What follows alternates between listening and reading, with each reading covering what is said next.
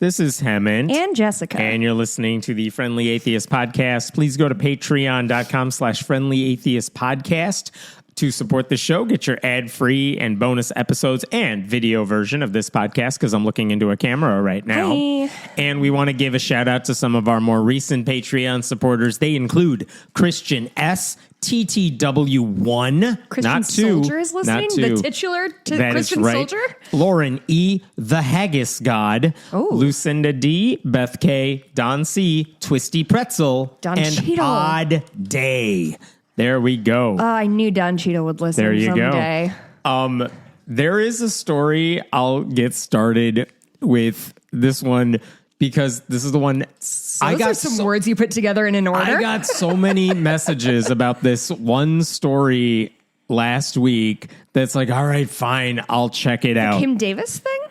No, the Kim Davis thing wasn't even a story because everyone who follows legal news was like, Kim Davis is not going to win this case. It's a bad case. And the Supreme Court said, we're not listening to the Kim Davis case. Okay, Mikey was asking me about this yesterday, and I feel, was it like the thing that we've seen a few times of the court was like, hey, I see what you're trying to do here, and I agree with it, but this ain't the way to do it. Do you get that sense? Or Kim Davis herself had no actual argument that Right. a court was going to hear. And then they changed her argument to say, this isn't about Kim Davis. We want to overturn Obergefell and make gay marriage, same-sex marriage, not even a nationwide thing. So they were stretching it. And the court said, we're not listening to this one. Okay. Which means not only does Kim Davis lose, Right. same-sex marriage is safe for now. For now. It's entirely possible the Supreme Court wants to overturn Obergefell. They're just not going to use this stupid case as the vehicle to do it. And did they telegraph that at any point? Because a lot of times they'll say, single like, person telegraphed that for a long time. I see. Except for Kim Davis and her people at Liberty Counsel, I see. who I'm sure are very disappointed because how are they going to fundraise off of this now? Because that's all they've been doing for years. That's a good point, because there's nothing else for her to do, right? I know. There hasn't been for a long time. Honestly, I haven't even seen her in a long time. Nobody has. Yeah. So. Like, they only used that 2015, 2016 picture of her. Yeah. Interesting. Which is the same picture she, I assume, was using in 1970 and hasn't updated ever since. Well, her hair was fashionable then, and it's not now. And Okay. Here we go. Okay. So here's the first story I want to bring up, because this is the one everyone was bringing up to me this week. It involves this TikToker named Nikali Monroe. And basically, about 2 weeks ago, she just I saw a video she posted on TikTok where she's just talking about how SNAP benefits are set to expire. That's bad news. It's Republican cruelty. People aren't going to be able to feed their families in a lot of cases. And that's important and good. Calling the churches? Yeah. Oh, and great. that video about SNAP benefits received like under 1,000 views, which is, for a TikTok person, not a ton. No. But okay, next thing she posts after that is, what if I just called a local church and said, hi, I'm a new mother and I can't feed my family? Because the thing all these Republicans are saying is the government shouldn't be paying you for all this stuff like SNAP benefits. You shouldn't be on welfare. You shouldn't be getting any of these benefits from the government. Ask your community and your local church to help you out if you need Like it. your local government?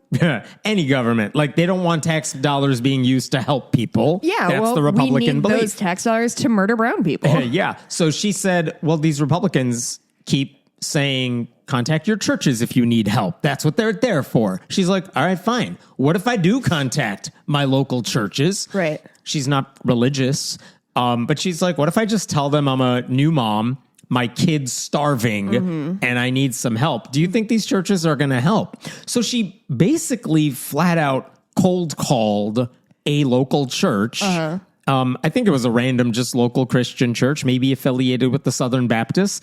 And she explained this on camera because she filmed herself explaining, I'm about to call this church. I'm going to lie to them. I'm going to say I'm a new mom. I have a 2-month-old baby, or maybe 2-week-old, whatever. And we need food. I just want to see what they're going to say. I'll call the number that's on their website.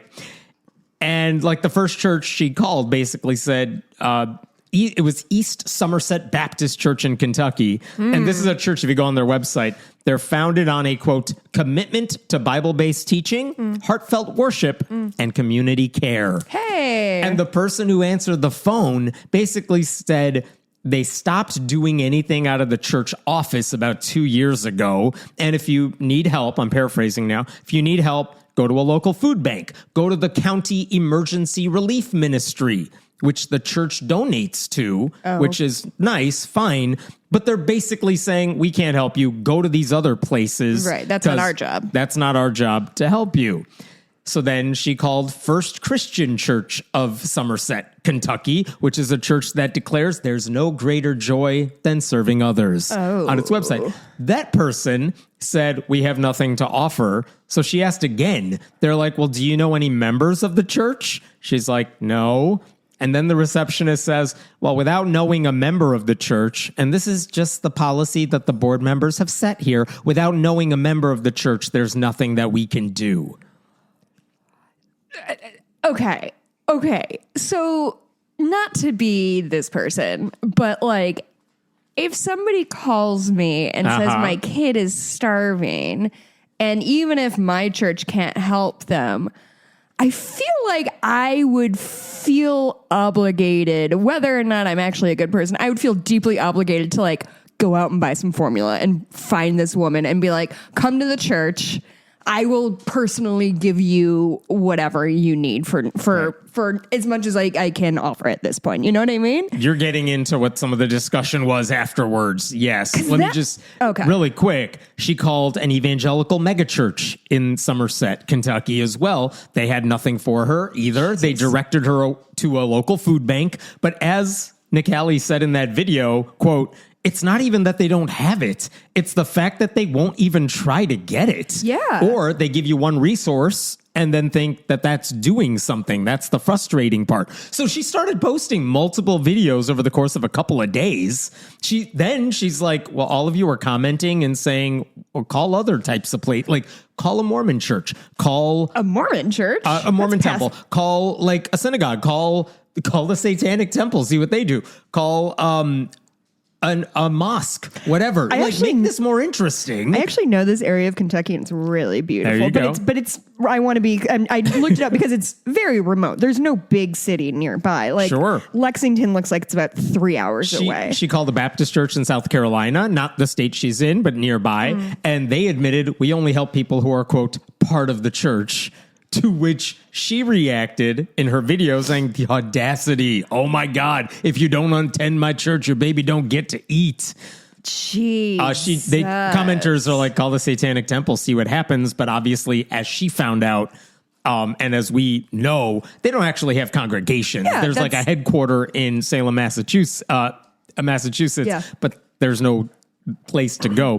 So about a week ago, if you tallied up what she had done, she had posted like 39 videos of herself calling these places.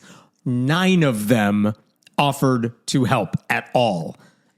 They included like a Catholic church in Tennessee said, all right, we'll help you out. There was a Baptist church in Louisville. There was a Buddhist temple in North Carolina, an Islamic center. This one's really interesting. She posted about the Islamic center. Quote, would help feed a starving baby. No hesitation.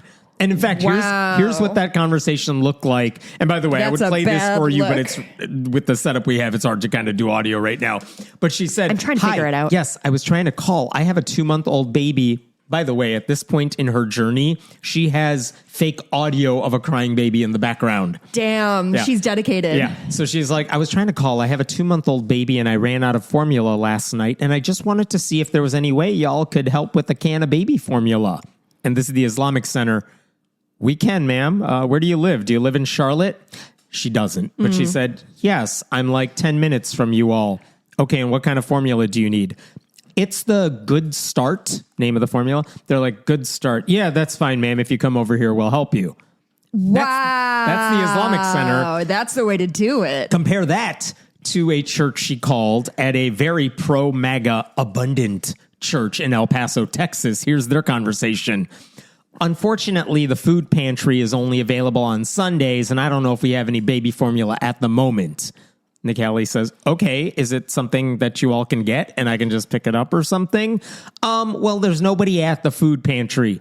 Okay, you don't have a pastor that can get it. I'm sorry, I'm not understanding your question. We don't have like food products for babies. We only have like for older people, like canned foods, like noodles and stuff. Okay, I'm just curious though, are you all a pro-life church?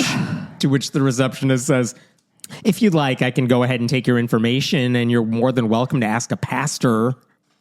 Oh my. So, and after she then cuts in and says, you know what, I don't have a starving baby. I just wanted to see if a church would help. Oh, did she really reveal it? She did this with pretty much every church. She gives away the game. Does she? Yep. And then in this case, the person at Abundant Church hung up on her. Wow. So let's talk about some of the criticisms and praise. Yeah. Now, there are legitimate criticisms that you're calling like the front desk and maybe they don't know what this church does. Had you called like the church ministry that helps people, you would have gotten a response that you wanted. Ooh, she's like, I'm calling the number bullshit. that's on Google for this church. Yeah. Where else are people going to call? How would they know? Yeah. Like, that's one thing. Yeah. Also, they're like, it's easy. Like if I got a call from a random person saying my baby's starving, help me. By the way, I do get those emails on social media. Did she? I pretty much, me personally, I'm like, I delete them because I assume everything is spam. Yeah. So she's like, people were saying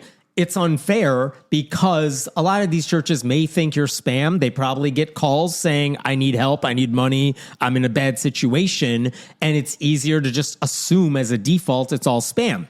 To which she basically responded, I told them very clearly, I can come by and pick it up. Yeah. I'm willing to show you. I mean, in theory, I'm willing to show you. I'm not asking you to wire me money here. Right. This is not a Nigerian prince who needs money to get out of prison or whatever. And also she says, like, if the church's phone number is online and the person who answers the call doesn't direct you to someone who can help, what's the difference? And even if it is, even if you do think it's a scam, why not try to verify some of the details? Because I would have given up the game right away. Mm-hmm. I will say, to her credit, she called one of those anti-abortion clinics too.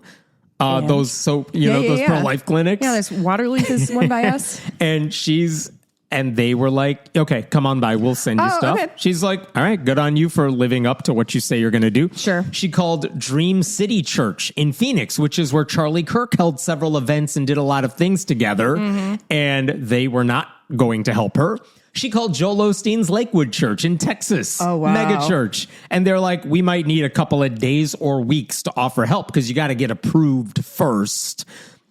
Which again, if you need it, even if you're willing to offer it, but you need a couple of weeks to vet me, my baby needs food. So, fascinating experiment. Very interesting. Not at all scientific, which I did get an email from someone this week saying, how dare you insinuate this is a legit experiment. I'm like, ma'am, I didn't say it was. Ma'am, this is an Arby's. What are you talking about? This wasn't a sponsored, university-funded study. This is a woman trying to prove a point. This is a woman on TikTok who's like, wait, I want to know if these churches live up to the values they claim to have. Right. And it is like she's calling places just to see what happens. By the way, and it sounds like she has the receipt. So she very much has the receipts. Yeah. People started making spreadsheets on her behalf, keeping track of all this stuff. Genuinely, my first thing was, ooh, this could be a really cool spreadsheet. It has green and red. It's just, commenters on TikTok, because this went viral pretty quickly, they started making donations to the houses of worship that offered to help her as a reward for thanks for living up to your values. My favorite, the comments underneath the phone call with the mosque, the Islamic Center in North Carolina, the comments were like, my local mosque going viral is wild.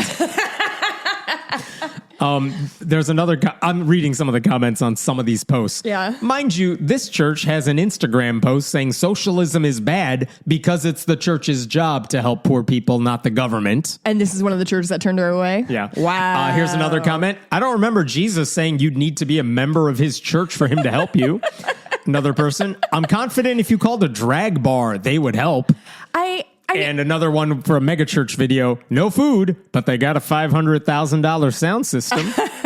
Have you ever had a job where you took cold calls? I I had to make cold calls for a job once. That's a whole different misery. Yeah. But like, I've done it quite a few times because I've had a lot of pretty bad jobs. And it is hard to separate the wheat from the chaff if you have like weird people calling at all hours. But I mean, when I was answering phones for, the Ray Graham Association is for children and adults with special needs, right? Like, and so somebody calls and they have a need that is not under the purview of the equestrian program. I still work my ass off to be like, this person is calling me for help. My job is to support my community in this role. And like, I would do what I can. I would go above and beyond, and other people would too. Like we've had, like, the point of a community is that you help each other. If somebody loses their cat, somebody else finds your cat, they bring it back. You don't like make a whole thing. That's just a true story that happened. Like, that's how communities are supposed to work. And like for these churches to obviously know that they're not providing necessary help for their community. And by the way, they may not be able to, and that's fine, but that's why these churches should be supporting the government programs that are helping those people. Yeah, dog. And they're not. Boy, it's just truly, and I don't think it's even, I think these people just think that some people deserve not to live. I genuinely think that that's what it's gotten to. It is amusing to watch. They've kind of gone critics. back to social Darwinism. It is interesting to watch some of the critics basically say she did it the wrong way, or she caught this church at off hours and maybe the receptionist doesn't know, or whatever. Unlike actual starving people who are really considerate and really only call during office hours Monday through Friday, right? Babies are only hungry during certain parts of the week. Babies are very considerate to their adults' needs. One of the things, there was one church that offered to help her, and there was a grandpa who's a pastor, and people started chiming in like, that's my grandfather, something like his church does live up to its values. That's nice. Which is nice. It has to be a good feeling. Specifically, this is an article about what she did. Johnny Dunbar, a 69-year-old great-grandfather and pastor of this tiny Appalachian church in Kentucky, offered to go out and buy the formula himself. He said on the video, on the call, we can do this. Tell me what it's called in case I have to go get it because I'm a great-grandpapa. Any flavor? And after he offered... Flavor, bless his heart.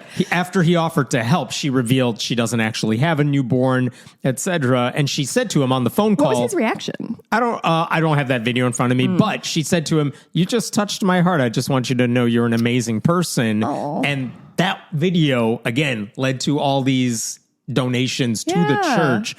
And one person chimed in the comment thread, this is everyone's grandpa, and I am Muslim. Like, it was cool. And not to make this about myself, but whatever, it's our podcast. Always make it about you. About 25 years ago, as I'm sure some of you who have listened know, I did a viral experiment where I visited a bunch of Christian churches and wrote about what I experienced there. I sold my soul on eBay. Right. Available now at bookstores everywhere. Available 30 years ago when bookstores existed. I have a copy. But one of the things as I'm reading about her story, and credit to her, clever experiment. I don't think she intended for it to go viral, but it did, and she's making the most of it. One of the things that happened pretty quickly is once I started visiting places and once it went viral, one of the responses is, you're going to have to be careful about where you go because they might know someone's on the lookout for you. And her story didn't really change over the course of these calls.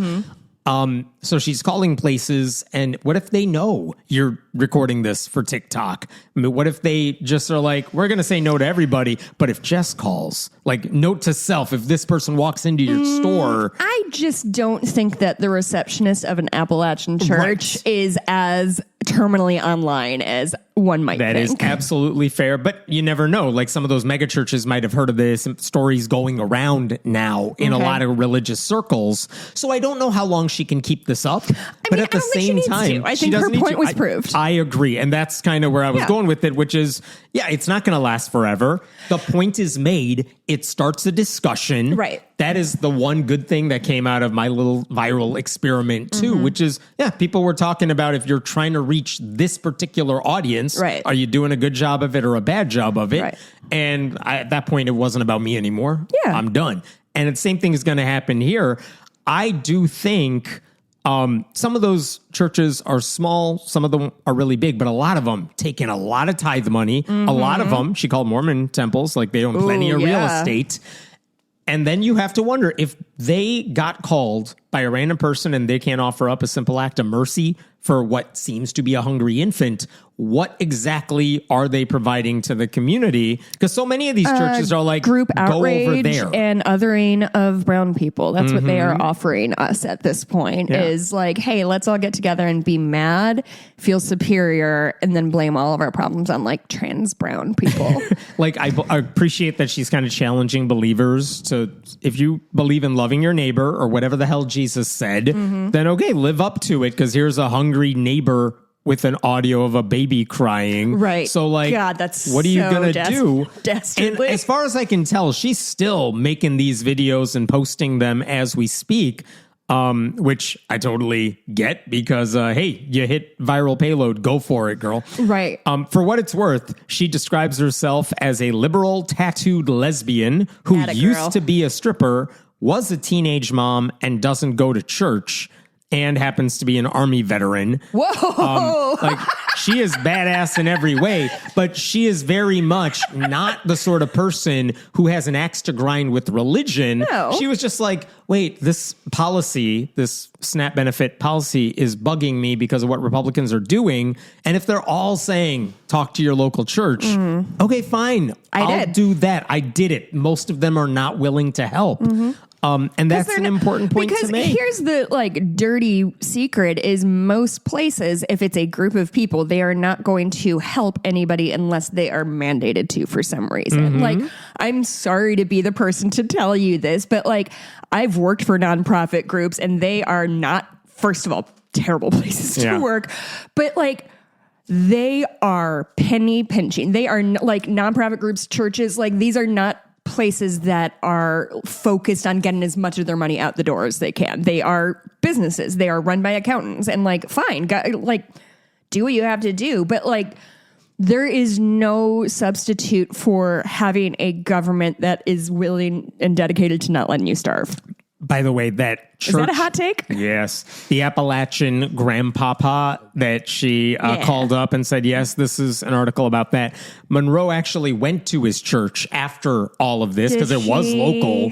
And she interviewed him in person for her TikTok channel. And he said on camera, like, the positive responses he's gotten from people all over the world has been overwhelming. He also said he believes God gave him the words to talk to her when she called. He called it a, quote, $17 yes. I mean, isn't that such a... I mean, first of all, thankfully, he picked up the phone. Like, what if somebody else had? And that's actually a fair point of, like...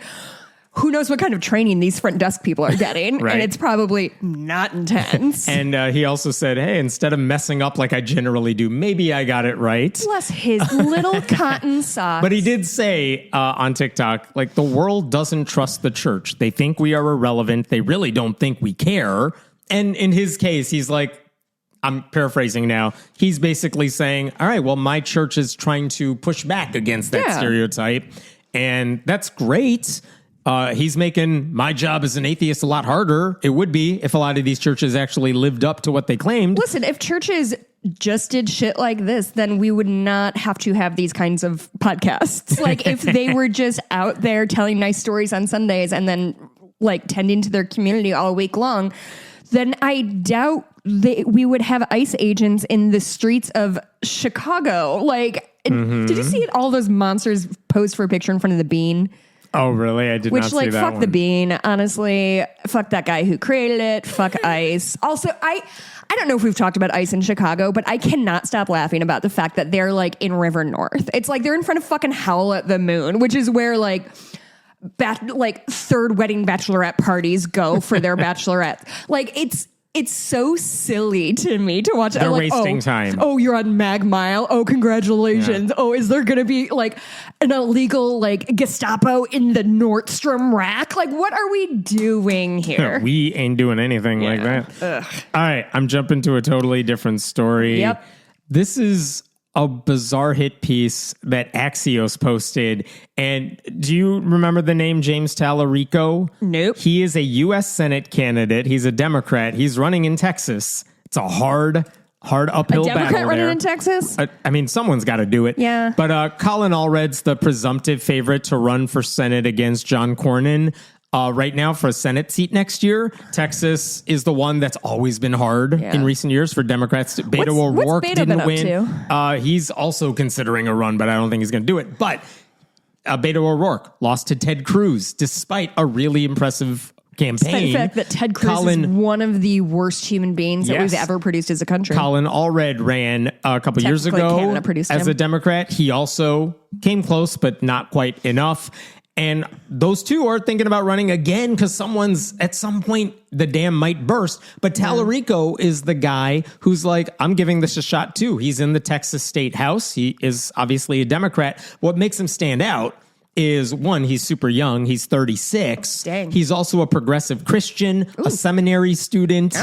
And he's the sort of guy who has gone viral in recent years because when we have talked about legislation in Texas, putting the 10 Commandments in public schools, he is the one who during committee hearings is like, hey, can you tell me what the 10 Commandments are? And, we're supposed to keep the Sabbath day holy. Can you tell me if this legislature meets on Sundays? Oh, we do? Funny. He actually had a video, we talked about it months ago, where they were trying to get the 10 Commandments in schools. And he asked the sponsor, hey, what's the fourth commandment? And she couldn't answer him for like a minute. Her and her aide are like flipping through papers. It was an open book test and they failed it. It's an open book test with 10 answers. So that's why people are like, and by the way, Talarico went on Joe Rogan's podcast because right now the belief for a lot of Democrats is, and this is true of Zohran Mamdani too, which is if you're not able to go into the lion's den, if you don't go on right-wing podcasts, you have to be able to go anywhere and everywhere and not just pull together 20-second viral videos, but 3-4 hour conversations with the bros. And the thing is, when Talarico went on Rogan's podcast, Rogan came away from it like, I'm impressed by you. You should run. You should run for Senate. Well, if Rogan says so. I mean, that's the thing. Who gives a shit about Rogan? But the answer is, well, a lot of people who are not us care about it. It's like, wow, you won him over too. That's kind of impressive for a progressive Democrat. Yeah. Right? So that's the upside of Talarico. He's kind of showing how you campaign today in an age where, no, you got to be able to do this shit everywhere without losing your principles and values. So that's why a lot of Democrats like him. The downside right now, no one knows who the hell he is unless you're perpetually online. Yeah. Whereas Beto O'Rourke has name recognition. Colin Allred has name recognition. So it's an open primary. We'll see what happens in a few months, but he's kind of on this trajectory moving upward. And that means they're coming for him. Is Ted Cruz running again? Ted Cruz is not on the ballot this time around, but right now on the Republican side, you have John Cornyn, who is old, but running again and is seen as like a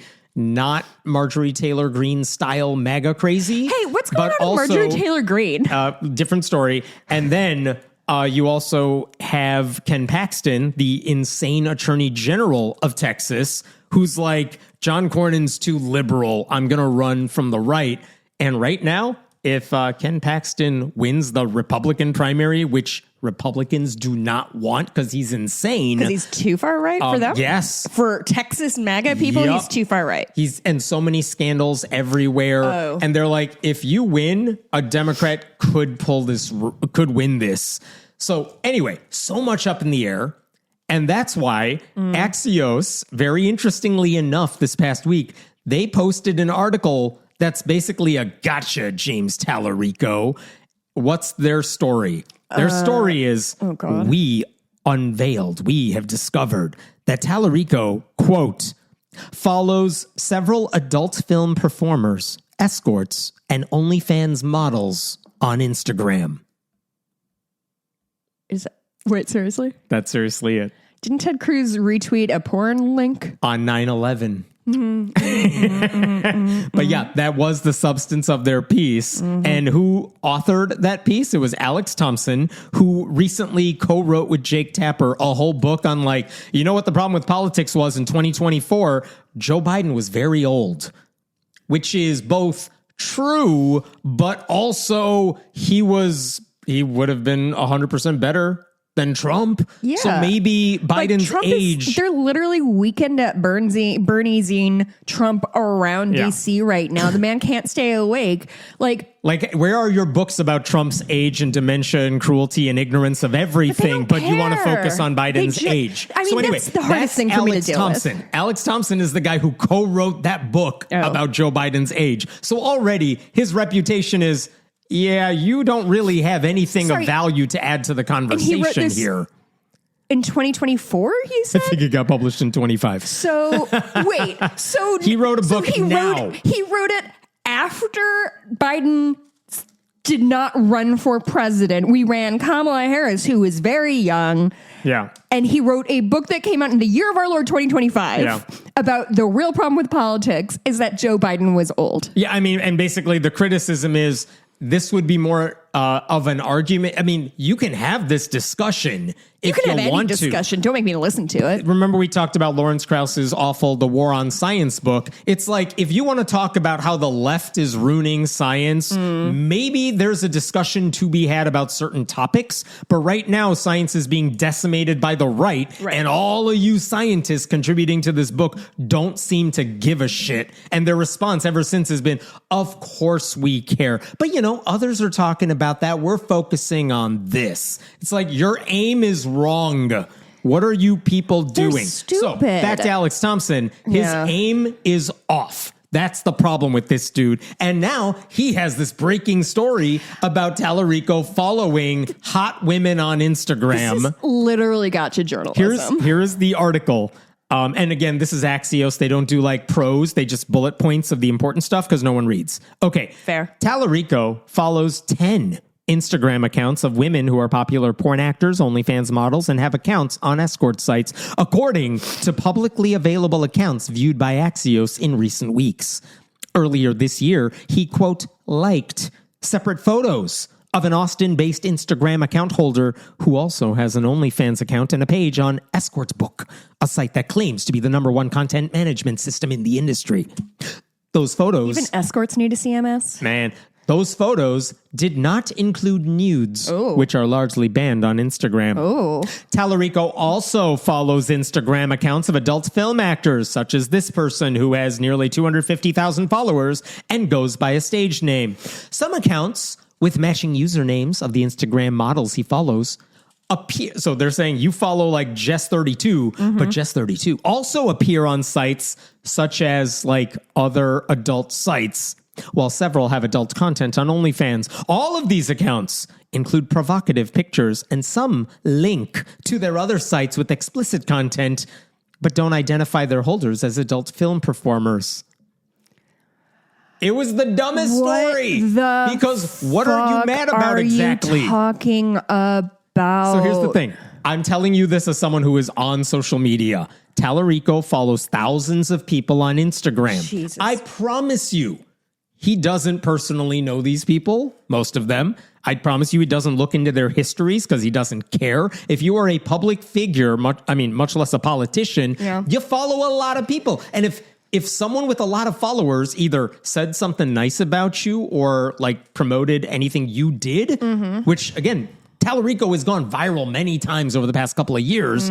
So if someone who's influential retweets my stuff, shares my stuff, I might think, I'm going to follow you because you're going to be helpful to me down the road. I want to get in with the influencers who can amplify my stuff. Yeah, like I had some legit like Mike Flanagan follows me on Blue Sky. Does he respond? We're not friends. Like, he doesn't want to talk to me. He just, that's just fucking social media. Right. It's been around for 20 years. Like, how are we still learning this? So maybe this could be a story if there was evidence Talarico paid these women secretly. But no, he didn't. That's what Donald Trump did. Yeah, or if you mentioned, if he publicly liked adult videos and posted them on social media, but he didn't. That's what Ted Cruz did on 9/11. Like, what on the anniversary of 9/11. Yeah. But like, again, Talarico didn't do anything about this. And when his campaign responded to this story, here's what they said. James, James has never subscribed to OnlyFans or an escort service. While James was unaware of how these women make money, he does not judge them for it and will not play into an effort to smear them for clickbait articles. Good. That's exactly what his Christian faith calls him to do. Good. The campaign said Talarico has messaged with only one of the accounts, and they shared a screenshot of the exchange, which was a simple, are you ready for this? Yeah. Which was a simple thank you for an Instagram story appearing to promote his campaign. Wow. That slut. I know. So get this. Like Alex Thompson, the reporter for this, he shared the screenshot that the campaign shared with him. And I looked at it. Here's what Thompson said. Yeah. The campaign said Talarico has messaged with only one of the accounts, ... what I just said. And they shared the thing. And it's with this Instagram verified account for someone named Alice. And basically the reel that she shared of Talarico it's expired. You can't see it. And it just says, thank you, Alice. And she responds with the heart emoji. And she writes back, thank you. Really appreciate your work. It heartens me to see there are politicians like you. That's the end of the exchange. And that is what they purported to be a scandal? This is one of the things Axios What is the conversation that somebody is having in their office? Like, oh, did you see this? They had a brief, pleasant exchange of words and ideas. With someone who's hot. Right. I mean, listen. Right. It's Axios. This is what they do. This is why I think people don't take me seriously at all, because I'm just simply too hot. When I looked at that screenshot of the Instagram private conversation, yes. I'm like, wait a minute. Did you save it away for your jerk file later on? You're like, that's exactly where I'm going hardened. with this. That sounds like hardened. That was really funny. You have very weird ideas about what gets people off. I am having a weird day. I don't know what to tell you, man. I looked at that screenshot. I'm like, wait a minute. I know Alice. We are friends. Because that's Alice Gretchen, who is a model and actress who I have talked to. I don't think you did, because a couple years ago, like 2021, she wrote a book about growing up in evangelical purity culture and escaping it. And I interviewed her for this podcast. She was delightful. And so when I saw that screenshot, super hot. she is. And then when I talked to her, I'm like, oh, I see the screenshot. And I'm like, yeah, I get why she would be really excited to see Talarico calling out Christian nationalism, because that's what she's been trying to do using her platforms. That's what we're all doing. So I emailed her. I'm like, hey, Alice, I don't know if you saw this, but your name has been invoked in this discussion. And just so now, like, I want to put yourself in her shoes, that she's just like an author living her life, being hot. She is 100% just living her life. Living her life, and then she thanks she is thanked. Literally over a year and a half ago, she thanked Talarico. And truly, what somebody is calling to tell you is that there is a scandal. A politician scandal. A political scandal because of this exchange that you had. And what's their problem with you? Too hot. So I wrote her, I'm like, not to bother you, but do you have any comment on your clearly illicit exchange with Talarico? Here's what the tension is there. Here's what she wrote to me. This is the first I'm hearing of this article. I can confirm that Instagram DM. I can confirm that Instagram DM exchange. I had shared one of Talarico's reels where he deftly used the Bible to show how certain Texas politicians were being unbiblical and anti-American in their efforts to mandate the Ten Commandments be displayed in public schools. His inclusion of atheists amid the compassion he expressed while wondering how non-Christians might feel in such classrooms stood out to me. Talarico has consistently stood out to me for his inclusiveness, courage, and conviction. She added, to my knowledge, he's never been a subscriber of mine on OnlyFans. And then she added, as to these scandal-seeking headlines about Talarico following prostitutes, I have 3 words. Jesus followed prostitutes. Yeah, well, we say sex workers, but yeah. Right. So, wow. If the people you interact with on social media are now liabilities, I promise you, so every fucking funny. politician, every person who follows more than like 4 accounts could be dragged under for the fake crime of a follow. Like, if this is what a progressive Christian sex scandal looks like, you know his opponents are desperate. Yeah. And by the way, so that raises the question of, why did Axios think this was a story? And there's a couple theories about why this is a story. One. Can I guess? Yeah, please. My guess is that they feel obligated to Who's do... they?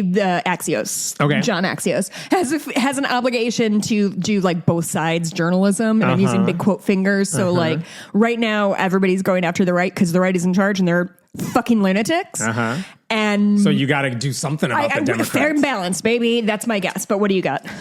There is a theory that maybe Axios wasn't even thinking about this story because it's not a story, but some campaign is like, we got an exclusive for you if you want to publish it. We know who he follows on Instagram because it's publicly available. Now, would Ken Paxton have done this? Would John Cornyn have done this? I mean, maybe in a general election, it seems like low-hanging fruit right now. That's a dumb thing. What they're trying to get. But get this. Here's another theory. There is a recent survey that came out, a poll that came out for the Democratic primary that showed 2 things. One, no, this is not a poll. This is just facts. Talarico raised a lot more money in the last quarter than Colin Allred, his main opponent in that Senate race right now. Democratic opponent? Democratic opponent in the primary. And it seems to me like Talarico, because he's the new guy in town and he is progressive and he's not afraid of saying it, could have better fundraising potential. Like the more you get this guy in front of a camera, it's like everyone around the country wants to help this dude. Yeah. Very much like Mamdani too. Sure. Like, I don't live in New York City, but damn, I like this guy. Yeah. So it may have been that Colin Allred's people are like, oh, you're posing a threat to us, so we got a story for you. I don't know that, but Is Colin Allred like entrenched establishment kind of dude? He's a pretty regular Democrat. I mean, more to the left than some of the people who caved in to Republicans last week. Oh my God. But again, the whole point is, I would love it if any Democrat could win a Texas Senate seat. Yeah. And I don't care who it is. But right now, for Democrats, it's about the primary. Right. So maybe it's a Democrat who leaked it saying, we got something for you. Who knows? It doesn't matter. Leaked is such a generous way to say opened up Instagram. But also, as you pointed out, why did Axios even run with it? You Yeah. can get tips I get tips all the time. And a lot of times I'm like, this ain't a story for me. I get tips and I am not a journalist.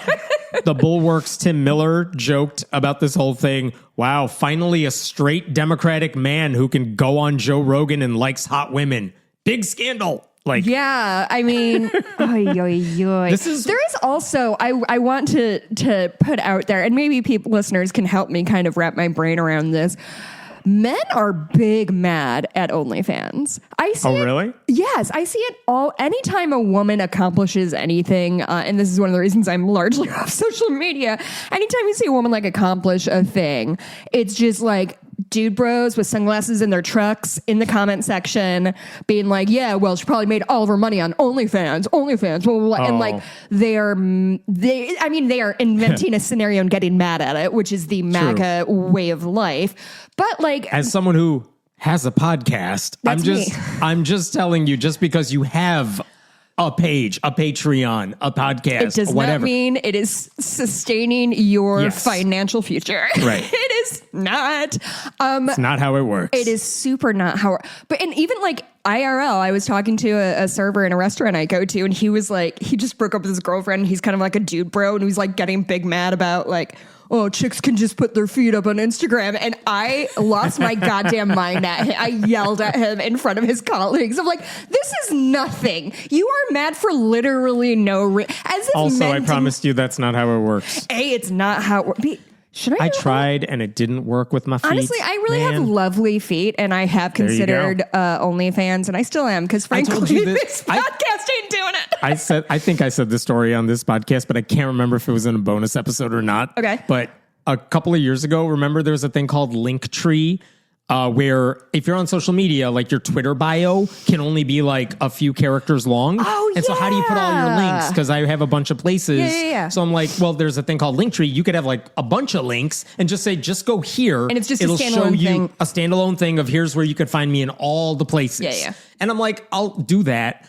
But also, I don't think anyone's actually looking at this. Right. So just for my own amusement, I had a link to my OnlyFans page, but if you click on the URL, it goes to our Patreon page or funny. something like that. Better be ours. And I'm like, I wonder how long. I don't think anyone's going to notice. Yeah. But I do wonder if anyone does, how long is it going to take before someone's like, wait a minute, click. And the first. That's really funny. The first and only time someone mentioned it and called me out, it was one of those right-wing, anti-woke atheists who thought he got a gotcha, and he posted on Twitter, you guys, this dude, calling me out by name, has an OnlyFans page, and I don't even know what you're getting me at. Yeah, I don't know what the hypocrisy would be there. Yeah. But he's like, he has an OnlyFans page. And I wrote back, I'm like, my dude, you did not even click on the link. Did you click the link, bud? Did you? Did you? And then I explained this story. Maybe he was afraid he would be too aroused by your feet. Clearly.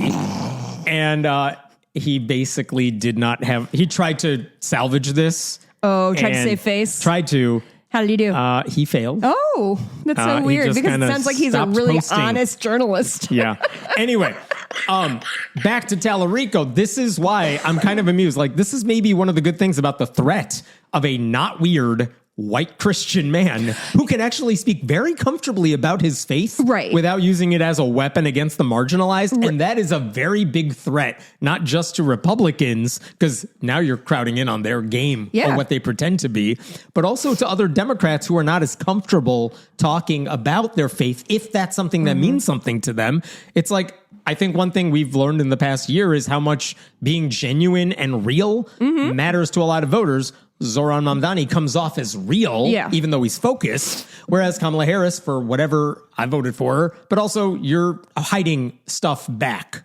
Like, you're not giving us your all. I think you're trying to, like, follow a script. I don't know if it came off as genuine, and she definitely did not do the 3-hour podcast and take real questions. I didn't like it. That's fair, but I also think that women generally are not allowed to be themselves. AOC, really good at it. You know what she's thinking at all times. Yes, but she's also young and smoking hot. And well, Jasmine Crockett, same thing. Young, smoking hot. But any of these, Bernie does it. Bernie, he's an old white dude. Yes. Tell me a middle-aged brown woman who is empowered to talk like this. Like, literally every fucking thing I see about Kamala Harris is like, oh, she slipped her way to the top. Like, it's stupid. It doesn't matter what women do. We're not going to be accepted as dude bros. There are politicians who are like, I'll go anywhere you want. I'll talk to you. I will tell you exactly what's on my mind. And that is appreciated, and those people gain a following. Talarico has been doing that for a couple of years now in a place where his vote does not really make a difference to anything. So he's like, well, I got a platform. I might as well use it to tell you how I think. And it's bothering the right people because they're like, how do we stop this man? Yeah. And right now it doesn't look like they can. I mean, they're just befuddled by a guy who can quote scripture to defend the oppressed. Right. I mean, I agree with you, and I agree, like, being able to go out and shoot shits. It's the whole, you can get a beer with him, the W. Bush versus Gore thing that we had. Give me the vibes I want. Unfortunately, that's how we decide stuff now. Right. And I just want to caution you and us of, like, the fact that these dudes can go on Joe Rogan. Yes, they are willing. Yes, they have the skills. Yes, they're maybe the right person in the right moment. However, are women being given the opportunity to go on Joe Rogan? Are women being given the opportunity to go and shoot the shit without people talking about her hair and her fucking pantsuit or whatever? Like, I'm not arguing against any of that. I know. I'm just cautioning everybody to be like, oh, these guys are finally doing it. And it's like, well, yeah, because there's a gap in the culture that men can generally fit into and women can't, is just sort of what I'm trying to get to. There are plenty of Democratic men who I don't think would fare well in a 3 to 4 hour discussion with right-wing guys because they don't speak the language. They don't know what they're talking about. Well, and they're too wonkish. They're too deep in the weeds. Yes, they're not normal about it. It's a very forest for the trees kind of thing that they can't take a step back and see what it looks like for just like somebody who lives in Aurora to just live their life. They're in the machinery of it. So anyway, this is a nothing burger of a story. For what it's worth, in case you're wondering, 40 minutes on. I mean, this is, if this guy wins the Democratic primary, you're going to see more shit like this. Mm-hmm. So I think that's why people are scared of this guy, because his idea of scandal is what? You follow people who like you. That's it. Like, he's guilty of nothing except being online. Do you think part of this technique is also to discourage other people from running? Because like, look, we are going to go through your life with a fine tooth comb. Right. Like, God forbid you had an abortion. God forbid you got suspended from high school for whatever. Like, It's demanding perfection from Democrats that A, Republicans have never had to live up to, and B, nobody really can. To your point, Talarico isn't a good example of this, but Graham Plattner in Maine, who's running as a Democrat for Senate, he is exactly that, which is he has said and done some really dumb shit in his life as recently as a few years ago. And now he's running as a super progressive senator from Maine. Can you give me the flavor of the dumb stuff? He's said black people don't tip. What up with that? He has a tattoo that is associated with Nazis, which he's like, I got it with my military buddies. I thought it was just a symbol. What is it? I don't know. But he's like, I didn't know this was a Nazi symbol.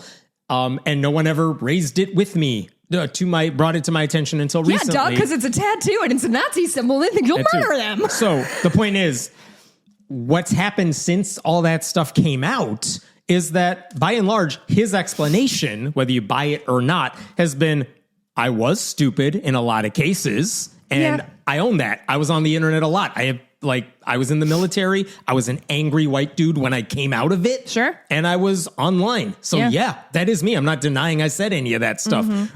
I think in response to the racist stuff he said, he's like, I promise you those were actually genuine questions I had. But when black people I knew explained to me all the racism attached to it, he's like, oh, well, that was racist of me, wasn't it? Oh, yeah. And he did that. And he also said, like, I'm getting that tattoo covered up. I genuinely didn't know. Yeah. But here's the thing. A lot of Democrats are like, oh, screw this guy. We don't need another Fetterman who is secretly a Republican or something. What's his name? I want to see his tattoo. Graham Plattner. But the amazing thing is, since there's been polling done since all that came out, and it doesn't look like it's really hurting him that much. And I think this is the point. For a young guy to just say, I was online, I am online, I grew up like this, but I am telling you this is what I stand for now, and it's backed up in everything he's saying and doing today and what he's fighting for. I don't know if this will age well later on, but it's like, I get that if you are in your 30s right now and you're running for office, there are probably nude pictures of you online somewhere that you sent to someone or posted. There are probably dumb things you said online because you posted everything online. Right. And I think a lot of voters are like, I don't give a shit what you did. I want to know what you're going to do for me in the future. Right. And you know what? Just admit and acknowledge.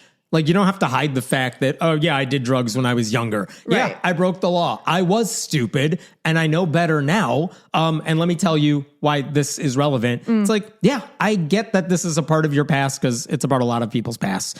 With Talarico, what's weird is that you seem very boring. And you don't have a very scandalous life. Yeah.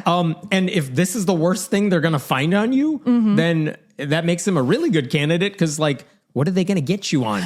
I also wonder if people, like, sort of are so removed from reality and they watch a ton of TV and they're like, well, everybody has crazy skeletons in their closet because every show you watch, at some point, someone's like, oh, yeah, I secretly murdered somebody. You know what I mean? Like, everybody has these insane scandals in their closet and, like, this is the one you're going after, Axios, for this dude? But, like, most people don't. Like, or at least the type of scandal most people have is whatever. You didn't know you were going to be famous? Of course you did dumb shit. Truly like, when I think about scandals, all I think is, like, more people have gotten DUIs than you think have gotten DUIs. Probably more people are cheating than you think are cheating. And those are, like, the two things. Yeah.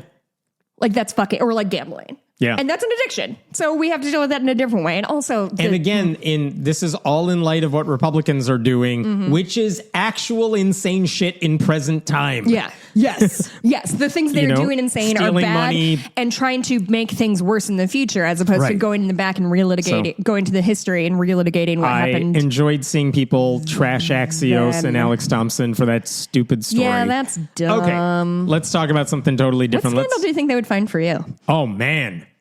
The dead bodies. They'd probably find out how much I spend on weed and tell me I'm fiscally irresponsible. There you go. You bought the fancy stuff. Yeah, I do not buy the fancy stuff. I want to be extremely clear about that. I do not know what the fancy stuff is. No, actually, I don't think anybody does. All right. Let me talk about this story also out of Texas. There's another one too. Anyway. Really brief synopsis of the Texas 10 Commandments law that we were kind of referring to a second ago. Texas passed a bill to put the 10 Commandments in school. They got sued over it. They actually included a provision in that bill saying if any district gets sued, the Attorney General, Ken Paxton, scandal-plagued Ken Paxton, will defend those districts for free, taxpayer funded. And so that was the law they passed. There was a lawsuit against the Texas bill. Okay. And they didn't sue Texas. They sued the school districts that the families were in. Yes. So like if your family sued over the 10 Commandments bill, they said, well, I attend this school district, and if they put up the 10 Commandments, it's going to affect my children. Right. And a judge stepped in and said, I agree with those families. Here's a preliminary injunction saying, hey, school districts named in this lawsuit, you don't get to put up the 10 Commandments while we are working through this court battle. And that's it. That affected like 11 school districts. And more recently, some school districts have started putting up the 10 Commandments. Oh, have they? And the church state side went back to the courts and said, hey, boom, boom, boom. These other districts are putting up the signs already. Court, step in and stop them. And the court stepped in and said, hey, 14 other school districts, you're doing this thing. I haven't ruled on this yet. Right. But you already saw what I did earlier. Stop it. Take down your posters. I haven't ruled on this yet. So that's where we're at. It's whack-a-mole right now. Right. Which is a really cool way to run a really tiny state like Texas. Very much. Now, here's the thing. While all this is happening, Ken Paxton has been sending letters to school districts across the state saying Texas passed a law, and right now the injunction applies to these districts. If you're not one of them, you better put up the 10 Commandments posters because that's what Texas law requires. Are they going to send state auditors around to like elementary schools in Amarillo and be like, oh, I need to see if they're up there? Like basically Paxton is not waiting for the judge to rule. He's saying I'm going to pressure all these other school districts to put up the signs before this judge weighs in. And so what happened this past September? Oh, by the way, in terms of this lawsuit, Louisiana's in the same position. They've been sued over it. Right now, this case of the Texas Commandments law and the Louisiana 10 Commandments law, it's in front of the Fifth Circuit Appellate Court, which already said the Louisiana law is illegal. But now the Texas people are like, we want the entire Fifth Circuit to rule on this. And they said, fine, we will all take a look at these 10 Commandments laws in like January. So right now, everyone's in a holding pattern until for a few more months. But Ken Paxton, meanwhile, But in the meantime, Ken Paxton is like, hey, Texas school districts, you better put it up because we passed a Texas law requiring you to do it. Right. And in September, there was a Christian nationalist state senator, Mays Middleton, who donated 10 Commandments displays to the Galveston Independent School District, which I don't know if that's his like local school district or just a random one, but he sent them posters. And according to the law in Texas, if someone donates posters, you got to put them up. And which is fucking insane. Yeah. So a couple of weeks ago, the school board in that district, they voted on this issue and they said, let's not put up the posters that were donated. Let's wait for the judge to weigh in on this. Because why would we put them up only to have a court tell us, take them down? Schools famously have a lot of extra time and staff and money. They didn't even argue it was a bad idea. They just said, we want to wait, quote, until after the appeals of the constitutionality of the Texas law are fully heard and decided upon, which is a very responsible thing for a district to do. And again, it's worth mentioning this. If Texas passes a bill that violates federal law, Federal law is still in effect.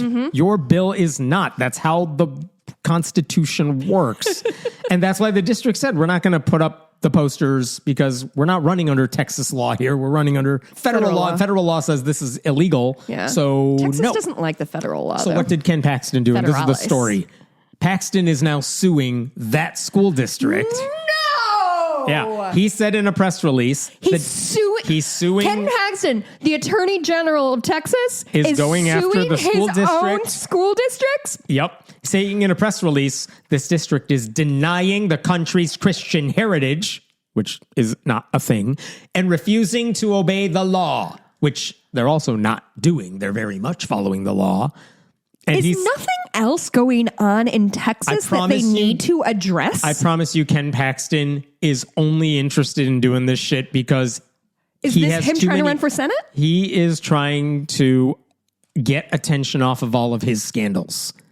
So anything that gets in the news with his name, that's not. What are his scandals again? Oh, well, that's a different podcast. Can you give me an umbrella descriptor? Bribing people, Cool. corruption. His wife divorced him, quote, on biblical grounds. And she posted that on social media. It's great. I thought the Bible was like super anti-divorce. Not if you're Republican. So anyway, here's what Paxton said in his press release. By refusing to follow the law, Galveston ISD chose to both blatantly ignore the legislature and also ignore the legal and moral heritage of our nation. And then he said, there's no valid legal basis to prevent Texas schools from honoring a foundational framework of our laws, especially under the misconception that a separation of church and state phrase appears in the Constitution. It does not. What the I can't. It's just we hear so many of these stories so often, and it's just what the fuck and why? Just what the fuck? They're not interested in helping people. What is wrong with Texas these Republicans, people? What are they it's this so whole thing pointless. opens a door. Because if you're a Texas Republican now, and you hate public schools, because of course you do, all you got to do is donate a stack of posters to a school district you don't like. And then they're going to get wrapped up in a lawsuit. If they openly say, we're not putting these up, Paxton can go after them too. Because again, Texas Republicans always wage war on public education. So how have they done it? They've whitewashed history. Let's downplay slavery in the state that is like the Juneteenth grounds. Have you ever seen the pro-cons list of slavery? Do tell. I am obviously not going to say it verbatim, but it's literally like from like a junior high text of like, here's the relative pros and cons of slavery. Dying to hear about the pros. And the pros are all like, some masters took really good. It's like whoever last week was like, oh, I think slavery should be okay. Some slavers were really nice to their enslaved people. So shrug. And they got a free boat ride over here from Africa. I'm wondering if that pro and con list had the same number of things on both sides. It did. I'm sure.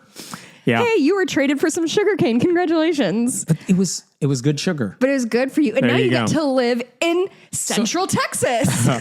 If you think about it, Texas Republicans have already tried to rewrite history to downplay stuff like that. They've gone after science education. They've banned books. They want chaplains in schools. They constantly wage war on public. They're like Ryan Walters, but all over the state. So it's not even about the 10 Commandments. It's about control. Republicans want to turn Texas classrooms into pulpits. And that's how insecure they are because their ideas suck. So yeah, it's wow. I think a judge may strike down this lawsuit, but the point is they're not going to stop there because Ken Paxton will just file as many as he wants now. And that's why these bills are dumb and why people should speak out against it. Here we go. Classroom slide. Is slavery always bad? The pros. Slaves would be beneficial for some companies due to faster work performance. Oh. Not all slaves are treated with neglect. Most slaves have food, shelter, and clothing. Slavery can be viewed as an opportunity to pay off debt. Oh, my God. The cons, slaves were sometimes harshly beaten. Slaves had little to no freedom. Families may be separated. Maybe. And then finally, slavery goes against human rights. Could have just done the pro-con list with one con, and that was it. Oh my God. But It's just why? It's just, what are we doing here? What are we trying to prove? Like, it's just so funny to me that white people act like when we say slavery was bad, they're like, you think I was bad? You think my grandfather was bad? And it's like, yeah. And like, sorry, it doesn't mean you're like a fundamentally bad human, but you just have to reckon with the fact that like some of our history is really fucked up. I truly just watched this documentary and I cannot think of the name of it, but it's literally about the grandson of Hess, the guy who ran Auschwitz. Oh. He is like reckoning with his grandfather's legacy and then meets the daughter of a survivor of Auschwitz. And it's just them talking about generational trauma and dealing with like, oh, my family was evil. How do I cope with this? And his father is still alive. So his father grew up in Auschwitz. Like, basically, he was the zone of interest family. And it's just about them reckoning with like, yeah, my grandfather was the greatest mass murderer known to man. And that is just something I have to know and deal with. All we want them to do. Yeah. Go reckon with it. Go reckon with it. If you can make things right with any kind of like wealth or power that you gained through that, that's your responsibility. Yeah. But it's just all of our jobs not to run away from history because it's gonna repeat itself. It is. We are literally living in the Gilded Age again.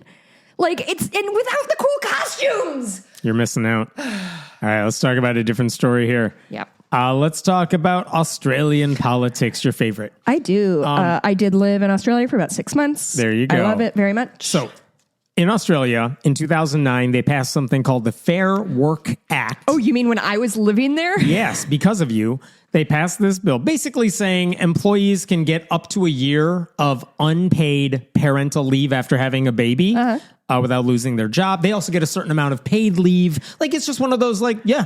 It's a good idea. I had like 8 babies while I was in Australia. It's a good idea to let parents just focus on being parents without worrying that they're going to lose their job if they don't go back immediately. Yeah, I think totally sensible. I think it's good for people not to lose their job for procreating. Here's the sad story. Oh. In last June 2024, there's an Australian couple. They gave birth to a baby. They named her Priya. She was born prematurely after about 6 months. So they gave birth to the baby. The law allowed the parents to spend some quality time at home so they could devote their energy to their baby.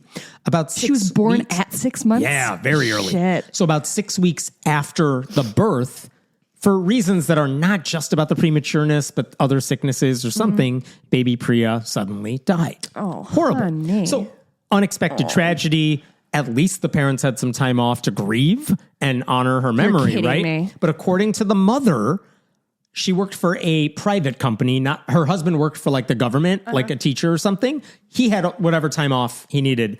Her private employer, basically, she had worked for this company for like 11 years. Is this the first kid? I think. Okay. But anyway, it didn't matter. She had time off. The company said, hey, you're not a mother anymore. There's no kid anymore. So you don't get paid maternity leave. So yeah, you're not a mother anymore. So you don't get to be paid to get time off. They let her have a month of like sick days that she had accrued. Oh, that's so generous. Right. But that was less time than her child was even alive. Oh, a month to grieve your dead Not just baby. grieve. Try to recover if you can. Deliver the tragic news to family members and friends. Cancel all your appointments. Plan a funeral. Like, yeah, we'll give you a couple weeks to do it. So the thing is, so some HR monster was sitting in their office and was like, "Oh, I found a technicality." Right. And the thing is, that is exactly what it was. Get an award. It was technically legal under the 2009 law for this company to say you're not a mother anymore, so we don't have to give you paid leave. So anyway, the mother, horrible. who has, by the way, throughout all this has been anonymous, she posted one of those change.org petitions online, basically saying, hey, federal government, fix this loophole so companies or find that HR person and that too. Change the law so that companies who promise you maternity leave, because that was part of your deal, they can't cancel it in the case of infant death or stillbirth or whatever. That was the argument. Here's what her petition said. Sadly, what they did to her is legal, and there was a company that told me there was nothing they could do about the canceling of my maternity leave, ... The law needs to change. This shows that different humane workplace laws... Oh, she said, my husband, who is a teacher, got 3 months paid paternity leave while I was back at work. This shows that different humane workplace laws are possible. These should be extended nationally to the federal industrial relations system. We're calling on basically the government to make it illegal for employers to cancel paid maternity leave, which had been approved in the event of infant death or stillbirth. Seems like a pretty no-brainer sort of thing. I'm actually a little surprised. Like, even in the United States, we have like grievance. That's not what it is. But like, if your parent dies, if your spouse dies, you got to take time off for. What's the word? I actually don't know what the law is regarding that, but you're probably right. Bereavement leave or something like that's that. The word. So the petition, it's one of those like, tens of thousands of people signed it. It got a lot of people talking because like, why would you? No one should have to go through that. That's miserable. And a lot of politicians chimed in and were like, this seems like a pretty easy thing for us to fix. It was a layup. And it didn't matter even what your political party was. They're all overwhelmingly like, yeah, that's pretty bad. Yeah. We should fix this. The prime minister, more recently, he met with that couple, and he even wrote on social media, at a time of heartbreak, parents should not be unexpectedly told it's time to go back to work by their employer. That's why today we've introduced Baby Priya's bill, giving financial certainty to parents after the loss of a child. So they tried to get this bill passed, and it did work. Like about a week or two ago, that bill became law, or at least it passed through Parliament. I think it is law. It closes that loophole. And without getting too bogged down in any details, because I will get it wrong, it basically says any parents dealing with the stillbirth or death of a child can still access employer-funded paid parental leave. If they were going to give you time off for the birth of a child, they cannot rescind it just because the baby is no longer alive. Fuck me, that's grim. It's grim. Also good. You should have passed this law. You didn't know this loophole existed. Now you do. You fixed it. Fine. Who could possibly be against this? An American Christian. Close enough. Christian? Conservative men. Because specifically, members of the right-wing flank of the Australian Liberal and National parties, their version of Liberal is our Conservatives, they basically said, well, some pregnant women are going to take advantage of this bill by demanding to get paid and then getting that in writing and then having late-term abortions. Yeah. Have men ever moved through the world ever in their entire life? Are you absolutely fucking kidding me? Liberal member of Parliament Andrew Hastie was among those worried about, quote, unintended consequences. He said, I do call upon the government to clarify that it does not apply to late-term abortions. What Someone the else. fuck is he talking about? Another Liberal Party MP, Tony Passon, he said paid parental leave, quote, shouldn't be available to people who don't wish to be parents. What does that mean? Don't wish to be parents? If you're having a late-term abortion, apparently, which I know that's not even a term, except on the right. This is just... He made it sound like there were women who would use this bill as a reward for having an abortion after their company promised them they would pay for time off. I'm so fucking angry right now. I have good news for you, though.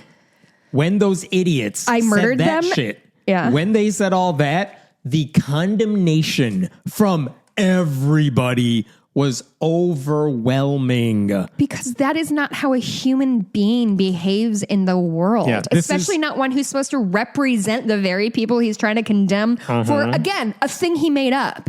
This is what Health Minister Mark Butler said. He called their comments distressing, but then here's what he added. It's all the men on the right wing of the Liberal and the National Party, and I just say to them, enough. Just stop it.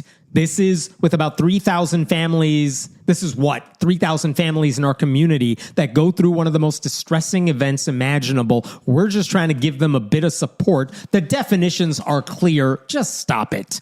Priya's mother was asked about this, to which she said, Politicians like this should not be in parliament. Uh-huh. And just to state the obvious, because I know plenty of you were thinking it, not everyone who has an abortion wanted to have one. And if you're getting something close to pregnancy, it's almost always because of an unexpected situation. Mother's health is in danger. Baby has some catastrophic health concern that wasn't detectable earlier. Not because the mother was lazy and wanted to make a few bucks.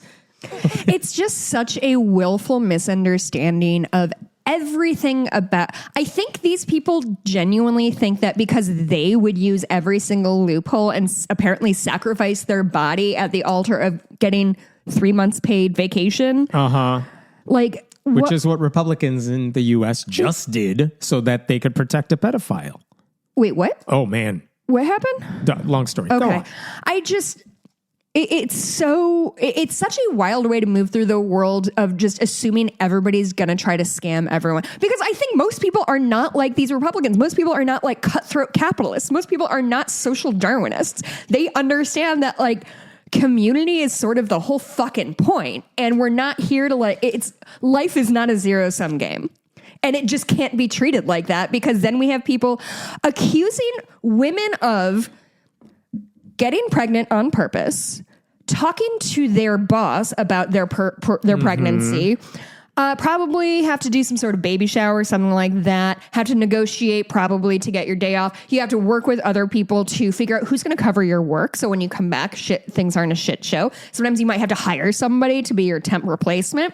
And then after all this happens, you're going to electively get an abortion, which if they're saying at 6 months is not a take a pill and you're going to have a really shitty period, it is probably surgical at this point,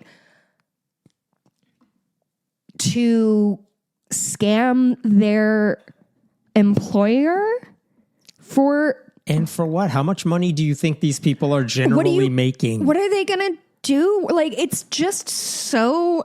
You think they're going to do this every year just to... Like, what? Yeah, what's worst case scenario? If somebody does that, then I bet they'll be fucking arrested because that's an insane sociopathic thing to do. I get why conservatives who want to destroy the government would be like, no one actually wants to work. They just want to get paid for it. It's like, that's not how most people function. Honestly, most people want to work. Like, I don't know if I've ever met somebody who's like terminally unemployed, but like... It's boring as fuck. It's the pits. Give me a job. Give me something to look forward to. I like my colleagues.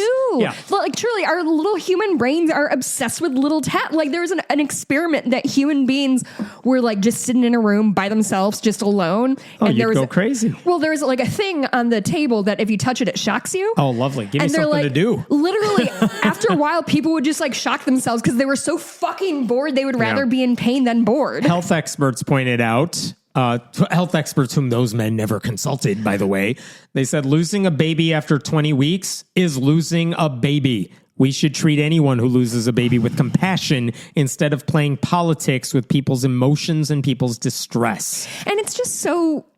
It's accusing doctors of being in on this scam of like... Because you have to have your doctor in on it because they're going to have to... like you. There were a few conservative women, too, who tried to amend the bill so that women who had abortions would not be allowed to receive any benefits from this bill. This amendment failed, but specifically there was the bill passed without amendment, but that was women who said they wanted their amendment to say they would withhold paid parental leave in the case of a, quote, intentional termination. Again, that one failed. So these people are more worried about women getting abortions than about actual human babies who died and the mothers who loved them. They do not care about those people. Gemma Killen, who is the director of the National Women's Equality Portfolio at the Working with Women Alliance, she wrote a whole piece about this in The Guardian. Here's what she said. Baby Priya's mother is my hero. Yeah. And the 4 conservative men that used her courage to start a fight about terminations are anything but. If the politicians that suggested the bill would incentivize terminations really cared about reducing the number of babies who die in the perinatal period, they would be on the front line fundraising for stillbirth prevention research, ... They would investigate the racism and inaccessibility in the maternity and medical systems that mean certain groups, Aboriginal and Torres Strait Islander mothers, are more likely to experience stillbirth. So anyway, their amendments, their complaints ultimately did not have an effect. Pretty much everyone from various parties were like, this is a good bill. But it does show you who has empathy for people and who's an asshole. I mean, wow. It's just really tough to try to like be a human in the world, and men just are always as like, if you look at the pattern of the stories we've done so far today, it's a lot of like men assuming women have bad intentions and are trying to get one over on them. And guys, we're just sort of trying to get through the world and not like beat up by men. That too. Because they seem to like to do that. I saved good stories for the end. You ready for this one? one? Good like fun or good like good happy? News, they are fun and happy. Okay. The third largest school district in Texas, because there is good news out of Texas, the third largest district is the Cypress Fairbanks Independent School District. Okay. I don't remember where that one's located. Maybe close to Houston. Who knows? Anyway, for years now, they've been taken over by a right-wing board of education. And to understand what's happened in this school district, let me tell you what has happened since a couple of years ago when conservatives gained a majority, then a supermajority on this school board. In 2024, this board voted to remove 13 chapters from science textbooks, just like rip them out. And by the way, Texas State Board of Education already said these science books are fine. Yeah, and Texas and State Board of Education. So goes the country. Right. So this board is like, these Texas Board of Education approved textbooks are woke.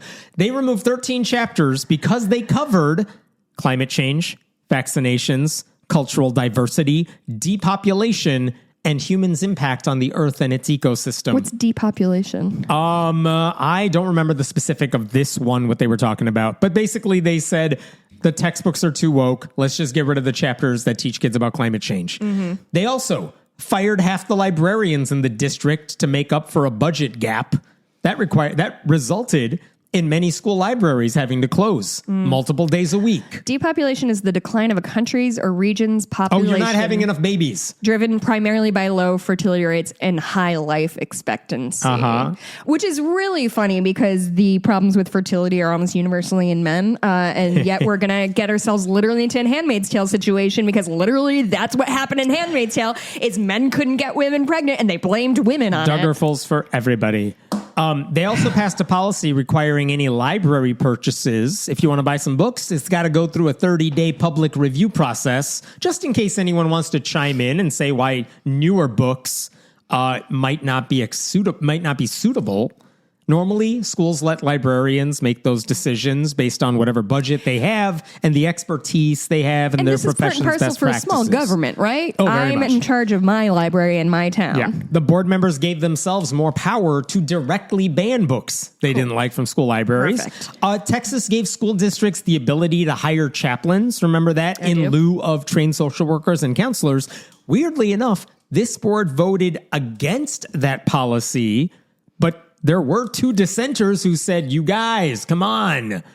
Oh my God. They also unanimously approved Bible-based electives for students as options, which might be fine in like context. No, it's not. But also, it's not fine in context. They already fired librarians because you don't have money. Now you're offering new classes for the Bible. Interesting. And this is one of the districts that was sued over the Ten Commandments law. Because someone in their district said, my district is going to put up these posters. I need a judge to step in and stop them. So this is what they were prioritizing for the past couple of years. So not only that, this past September, a couple months ago, there is a mega church in Houston. So it is near Houston, the Glorious Way Church. Their pastor, one of their pastors, he brought up 3 members of the congregation to basically say, hey, these are the 3 you should be voting for the school board. I don't give a damn about the Johnson Amendment. Well, neither does Trump. So. Neither does Trump. And so he could get away with it. But he brought them up. And this is what one of those school board members, she's the only incumbent that was running. Her name is Natalie Blazingame. Here's what she said. She said, I've been in schools for 32 years, and when God gave me an assignment, you talked about it to the pastor, he literally told me on an airplane that the role was to tear down the overinterpretation of separation in church and state in our schools. And that's why she wanted to run for school board, and that's what she's been doing. Not to quote Patton Oswalt from 20 years ago, but like, I'm really glad you love a book. But maybe that shouldn't be your entire life. Yeah. So with the Johnson Amendment killed off for now, it's like, the pastor is endorsing them from the church. And basically what the pastor's saying is there are 3 seats up for grabs. And if we can hold on to those 3 seats, we will continue our conservative majority. Sure. In the meantime, really drive our kids down to the bottom of the educational heap. In the meantime, there was opposition. Mind you, suburbs of Houston, really, outside of Houston, there was opposition from a slate of 3 people who said, we are the pro-public education slate of progressive candidates. Okay. And what are we running for? According to one of their flyers, they said, vote for us, not those people. What are you voting for? Kids over politics. No book bans, no bus cuts, no bull. Bus cuts? They cut bus routes. The conservatives. I mean, bus drivers are really hard to hire because it's a pretty shitty job. They have no money because they're not good with finances. Yeah. They said no book bans, no bus cuts, no bull, just no nonsense leadership to foster student success now and in the future. Yeah. They said safe schools, no excuses. Our kids come first, committed to smart spending to ensure safety to and from school and while on campus. And they were focusing on making their school district a destination for families looking to move. Sure. But more than anything, their number one thing is we're putting kids over politics, so vote for us. We're the sane people. Right. Don't vote for those crazies. That's what this was all about. Vote for us and you won't end up on the Friendly Atheist podcast. That's right. And here's why this is a good news story. Yeah. It was kind of those 2 groups of people running, and the slate of the good side won that election. Yay. Like those 3 people, they each got either a plurality of the votes or 50% of the votes in a 3-person race. Nice. But the lowest person got 44% compared to Natalie Blazingame's 34%. These people in the community voted out the 3 conservatives who were up for re-election or who were up for election. Yeah. Got these progressives on. And remember, I said... this is the huge school board? Huge school board. Well, they have 7 people, but only one of them was a liberal. A huge school district is what I meant. Yes. 3rd largest in the state. One of those members who was not up for re-election is the one liberal on the school board. With these 3 now elected, they have the majority on the school board now. Yeah. So they're going to have to glue those pages back in their textbooks. That's exactly it. So according to some articles I saw, this is not the first school district where after you saw those mom groups a few years ago aim their focus at school boards. A lot of neighboring school districts in Texas, a lot of the suburban ones, people have seen what happens when you let the crazies take over, and they have since pushed back. They have elected the not crazy candidates since then. Yeah. If not progressive, certainly more moderate than that's how they're pushing back. So awesome news in one of the largest school districts in Texas, and it now is being run by people who actually want it to succeed. And want their kids to learn. Do you think, this is something I genuinely cannot stop thinking about, and I don't think I ever will, do these Republicans not want to create doctors and business people and scientists? Do they not see the value of teaching them science? And, I mean, there was a push. Or is it an us versus them, rich people get to do the smart stuff and y'all get to do I don't even know if they're thinking of labor. It that way. It's just public education is bad. Let's work to destroy it and make it harder. And these kids will be fine. They'll go off to anywhere. It's Texas. You're always going to have winners coming out of Texas. It's a big state. There are always going to be smart school districts. Large numbers. Yes. There are always going to be good school districts, even in a red state. Yeah. And everyone kind of knows where they're at and where you go. I saw an article a decade ago or more of the the sort of sad reality of a lack of science education is not just like kids are not living as like, fulfilled lives or understand the world as well as they could, yada, yada, yada. It's how many really bright people were not given the chance to get the education they needed and then could have gone on to do great things. Yeah. It's that I'm not as interested in how much Albert Einstein's brain weighed as much as I am interested in the number of Albert Einsteins who lived and died in cotton fields in the South. Yes. Who said that one? I know I've heard that before, but it's a great line. Perfect. I'll look it up. It's going to end up being that Michael Scott on a whiteboard poster. Jess. Martin Luther King underneath Jess. There you go. I got one last story for you. And again, this is the dumbest and most fun story I've seen because I saw this one online and people started making fun of this city in South Carolina. And I'm like, I have to understand what is happening here. And I spend days trying to get in touch with the city. They would not respond to me. Okay, the story is so fun. It's going to involve Jess having a giggle riot. I'm trying to find the... You'll figure it out later. I'm telling this story. Okay. There is a city in South Carolina, Tega, Tegacay. Stephen Jay Gould. Stephen Jay Gould. There we go. Okay. So they recently announced the winners of their Pumpkin Palooza contest. Don't get ahead of me. Don't get ahead of me. So... I'm so excited. The rules, which were not posted online...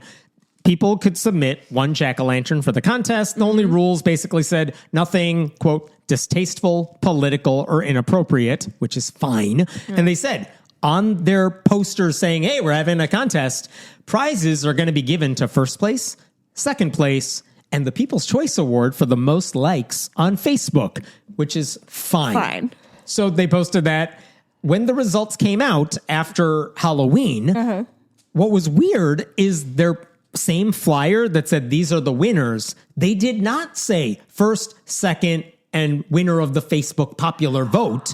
They said first, second, third. And if you look at the pictures, third place was a carving of like a really spooky eyeball. Yes. Very well done. Very well done. We'll post these on Facebook for anyone who wants to see them. And Discord. Beautiful picture of a spooky carved eye. And that person won a $50 gift card to a custard shop. Very nice. Second place was another carving of like someone carved a mouth and eyes, but then sewed them up on the pumpkin. Oh, that's spooky too. Very spooky. That was second place. They won. I could house $50 worth of custard in one sitting, I bet. Nicely done. That person won a family pack from a mini golf course. Cute. Very cute. First place was... It's the jankiest thing I've ever seen in my entire life. Was a plus sign on a pumpkin, and it was basically a Christian cross, and they won tickets to a winter festival at a local amusement park. And I'm just saying... The thing is, it's just the jankiest thing I've ever seen in my entire life. The artistry is questionable. The skill level is non-existent. 3-year-old who just learned how to carve a pumpkin. I mean, the lines are straight, I'll grant you, but it is not any kind of design. It is not. It is just a cross. So it's like, wait, a cross from what? That's your first place? You ranked, like, when you say there's a first, second, and third place winner, I'm thinking, was there a panel of judges for this? Yeah. This is what everyone was wondering, because they didn't explain anything on the flyer. They just said first, second, third. First is this dumb cross. Second and third are like, oh, those are impressive. Mm-hmm. Like, was it pandering? Wait, no one knew. Yeah. And again, when they posted it online, this is what they said. Congrats to our 2025 Pumpkin Palooza winners. Isabella came in first place with this. Someone else was second, someone else was third. That's all they said, and they posted the pictures. And the cross one is on the left. And so the cross one, first because place. Because we read left to right in English. And it does say first place. It doesn't say anything else. Yeah, it said first, second, and third. So janky. And so the comments underneath that post were amazing. Oh, Let me read some of them. Yes. So talent and skill wasn't a factor in choosing a winner then? Judging criteria. Talent, X. Religious belief, check. Yeah. Next year, I'm showing up tipsy with a butter knife. Seems to be the winning formula. Isabella, you were smart. You knew your audience and how to play them. Yeah. Quite resourceful, actually. A perfect way to win with little talent and effort involved. Where is this taking place, by the way? Tegacay, South Carolina. Oh, South Carolina. Another person. Honestly, I would be mad if I competed and lost to 1/26th of the alphabet. Someone else. 10th place must have been a Greek statue carved out of a pumpkin. Someone else. The inside of that thing better look like the Sistine Chapel. And finally, someone pointed out, this is giving Ray Gun. Oh my God. The break dancer. Yes. Someone else pointed out that if the winner was actually the result of online voting, then honestly, kudos to this first place winner for knowing the audience. Right. Like in the UK, when they said, hey, we have a ship, you can name it. Bodie McBoatface it is. That's how we got Bodie McBoatface. In the US, you're going to get Jesus. Yeah. And by the way, maybe everyone missed the point online because Tega Cay is where Jim and Tammy Faye Baker used to live. It's a very conservative area. Oh, I did not know that. So is that where her eyelashes lived too? Yes. Boom, roasted. Take Nice. that, Tammy So Baker. I like how we're now going after what a woman looks like after an entire podcast. Listen, it's her fake ass eyelashes. You're allowed to make fun of somebody's terrible decisions vis-a-vis beauty standards, but like I'm not going to call her fat or whatever. I don't think she was. So had the city just admitted the Christian pumpkin got the most votes online on Facebook, this would not have provoked any reaction. But this post made it sound like someone ranked this thing first, just to set the record straight. Because I did email the city. I'm like, someone tell me what happened here. Tell me who the Such judging a good journalist. They never responded. No. But just to set the record straight, this is on the city's Facebook pages because they have a few different ones. But this is what the city posted online before Halloween. We will announce the first and second place winners at the city council meeting. And they also said, pick your favorite by love, laugh, react to your choice of pumpkin. They made it clear 2 people are going to be winners. Yeah. And one's the fan favorite. And they posted all 50 pictures of the submitted pumpkins online. Holy shit, some there of are them some are really good ones. But the thing is, that one had onion eyes.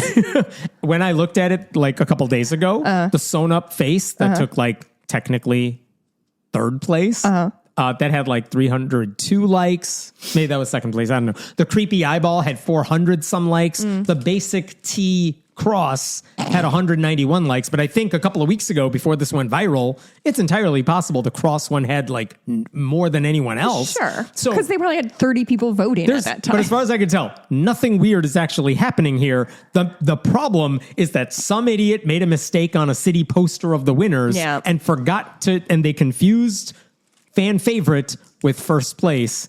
And that's it. But no one in the city will admit this out loud. They haven't posted saying, look, we made an oopsie. Sorry. Oh, yeah. That's the thing that Republicans are not allowed to do is admit mistakes, which is a really cool way to live your life, I think. As some people said, this is what happens when Grandma's church group gets active on Facebook before the deadline. It's not religious domination. Because Grandma's church group, I bet, are like quilters or some shit. They have a good eye. So anyway, fun story. We'll post those pictures online. Yeah, that's funny. That's it. What are we going to talk about in the bonus episode? This weekend, the podcast The Flophouse is going to be in Chicago. I'm friendly with one of the wives of one of the hosts, so very excited to go see them. I'll be in the city a bunch this weekend, which I'm excited about. And then I started watching Traders for reasons, and I'm trying to bully him into watching that with me. And I finally finished my Heinrich Himmler podcast series. Really disappointed. I didn't realize he died from cyanide. Oh, spoiler. I thought they hanged his ass. There you go. Bummer. Do you have anything you want to talk? Oh, wait, hold on. While Jess is looking that up, leave your reviews on all the podcast apps if you can. We appreciate that. Go to patreon.com/friendly atheist podcast. I'm still working on no new reviews. I'm still working on sending stickers out. If you're if you've just subscribed in the last couple of weeks, I will come back and get you. For some reason, I'm doing it in order of zip code because that's how my spreadsheet sorted. Nice, and nice. So, Massachusetts, keep your eye out. Y'all get them first. Sorry, Hawaii. Beverly Hills, I'll see sorry. you You're going to have to wait. Yeah. No. All right. We'll see you next week. Have a good one. Goodbye.